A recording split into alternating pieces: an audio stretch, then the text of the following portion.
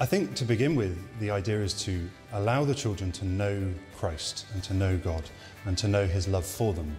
And we use, obviously, the life of St. Ignatius as an absolutely brilliant model for doing that. You can see that some of the things they've learned here, they're taking into their business life, they've taken to university, they've taken into their relationships with others, that they become people who care about the world. They're actively participating in the missionary activity of the church.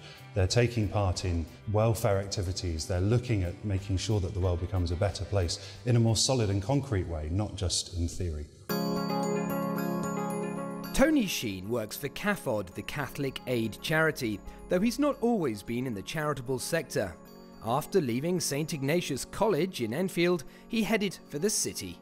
I left school and went into banking, but over the years, as well as sort of growing in seniority within the bank, I also grew in my knowledge of poverty and injustice, and maybe this was a connection to my Jesuit education, was to look at asking questions why.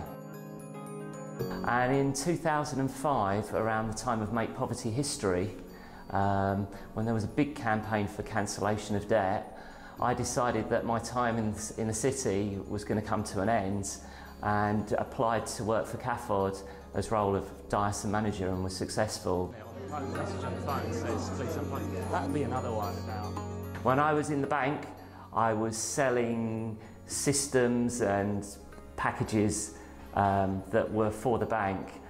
What I'm talking about now is something that is dear, dear, dear to my heart. It's part of my faith, my yearning for justice, and it's a visible opportunity, practical for me to put my faith into action in working for justice.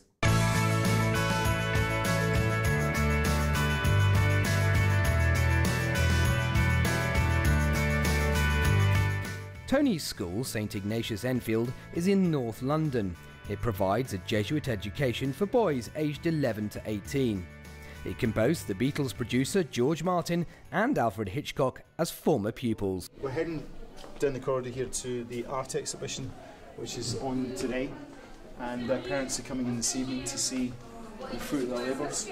So art's quite important here. it is important. I think all the creative arts, music, because it's an expression of their own personal identity as well as their own talents. And I think that one of the things we've really pushed with our boys is to make sure they be the very best they can be, and not have anything to do with any mediocrity or that. It was okay. We really pushed them. We can have a look at some of that. You alright, lads? Have you been putting the artwork out? Have you been looking at it? Yes, right. What do you think of it? It's very good, sir. Yeah? What in particular? I like the chessboard. Okay, yeah. What about the photography? Because that's new for us. We haven't done photography before. We've been doing it a year. What do you think of it? Could you see the Photoshop work that they've done? Yeah. Especially the one with the horse. Oh, yes. Yeah, it's good, that one, isn't it? Well, the challenge for us is to make sure that we do not allow the social problems outside our school to dictate what comes in here. Rather the other way around. We dictate what happens in here for them to go out into the street and out into their communities to challenge the problems and go into those areas and say, look, no, this is not good enough for us. That you do serve your community, that you are people who are generous, that you give time for the vulnerable, and you show care to everyone that you meet, and that you're aspirational for yourself and for others. In the aftermath of the Tottenham riots, there's a lot of really good stuff happened, local communities coming together, and some of our lads performed in public with politicians, with local community leaders, and the way that they have spoken, the way that they've presented themselves, the values that they've come up with, you think, wow, something's working here.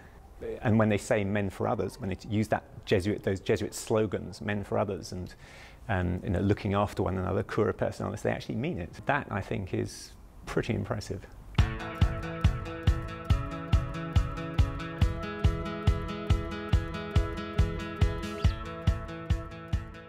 The Royal Military Academy at Sandhurst, where young men and women train to be army officers. Nicholas Travers, who went to Wimbledon College, a Jesuit school, is halfway through his training here. I was always encouraged to think about my faith. It's something to fall back on. It keeps you strong, especially here. It can get pretty tough sometimes, and every now and again you need to crawl into that little dark space inside you and find something to pick you up again and give you a bit of strength. And I find my school years were the happiest years of my life, and I can crawl back into that and I can think about what I've been taught. So many more little intricate aspects that actually dominate your sort of daily life. What's the toughest part about it? Failure, probably. People don't tend to be that bad at things before they come here. Everyone's pretty good at most things that they've given a go. So the first time that you actually realise that you're not very good at something, that you've got to work on it, that's always a bit of a kick in the teeth. But then that's something you get used to. That's part of the development process, I think.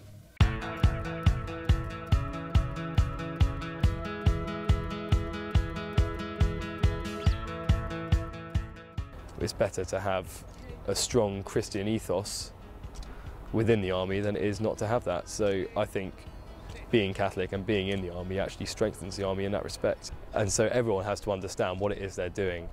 And that's where sort of you've got to find that moral courage, and that's a really big aspect of life in the army. You've got to have that moral courage of knowing when and what is the right thing to do.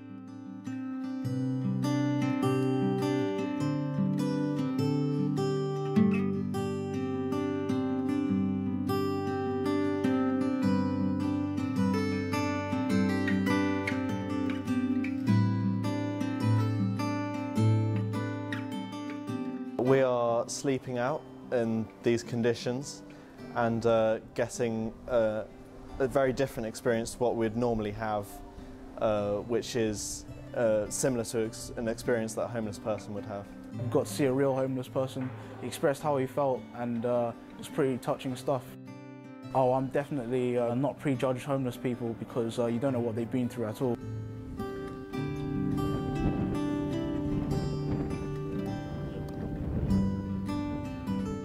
The homeless person that we had in talked about the areas in Wimbledon where he sleeps, and those are roads and streets that our boys walk along every day. And you could see it kind of clicking in the boys' heads. Oh, I walked down that street. I've probably walked past this man and I've never seen. It suddenly taught me not to judge straight away and to think twice before assuming I know what they're going through and what they've been through. We hope that the experience and the built-in reflection we offer gives an opportunity for them to respond in some way. We hope it elicits some action in them. We hope it elicits some of the creativity out of them to want to act and be agents of change, be men and women for others in various ways.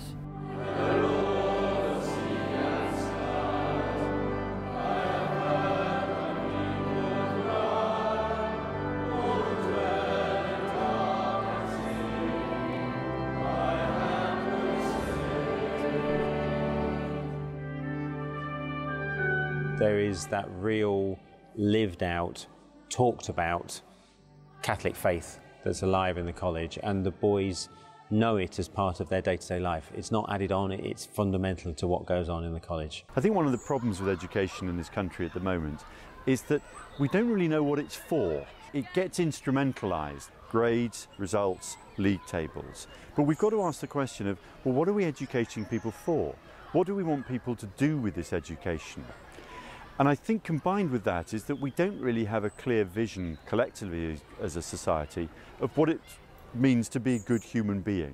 We don't have a vision of the human person. Now in a Jesuit school, we do have a vision of the human person because that comes from Jesus Christ. Jesus Christ shows us what it is like to be fully alive and fully human. The purpose of the Jesuit education is to develop those gifts, to get to know God, to be men and women for others. We hope that people are going to change the world, or change just a very small part of it. And our exams are just coming to an end, so the last public exam is today. That looks scary to me. I think it's scary for them as well.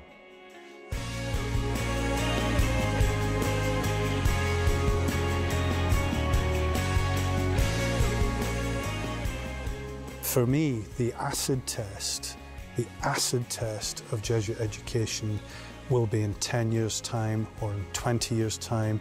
It's in how they live their lives, how they work in the real world, and what kind of person that they are. The Jesuit schools in Britain have given much thought to the sort of young people they're trying to form. This Jesuit pupil profile articulates the qualities and virtues the schools are trying to cultivate in each child. A good education is about living well and learning well. These are the two strands which make up the DNA of Jesuit education. We will get to know your child, we will get to know what their strengths and what their areas for development are, we'll get to know what their hopes and fears are, and hopefully fulfil all the potential, not just academic, but their spiritual potential, their sporting potential, their music, artistic, all of those different things. But they will know it's not just for themselves they're doing it, they will know that they have a responsibility to go out and then share those talents with the rest of the people.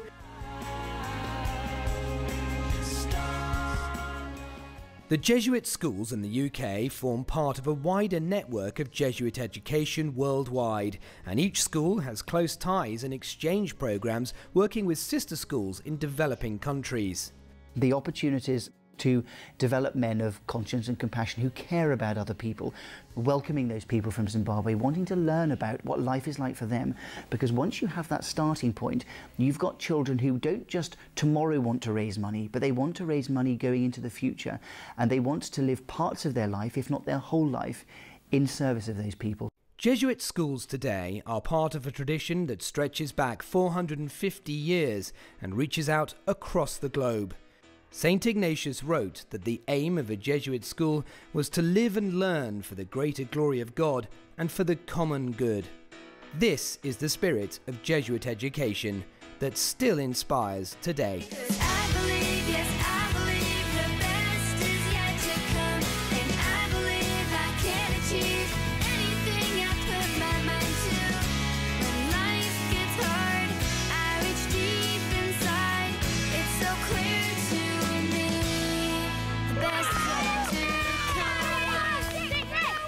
Success in the academics, in the sport, in the music, the drama is wonderful, but it's a byproduct, because the purpose of a Jesuit school is to make the most of yourself, so that when you come to make a difference, you'll make the biggest difference you can make.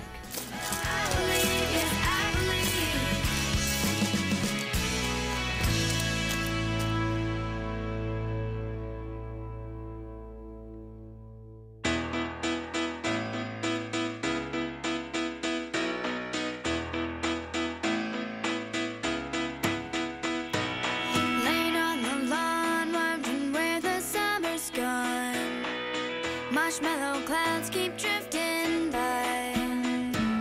3 weeks at school already, dream about next June. I won't question why or where I'm guessing I'm supposed to be.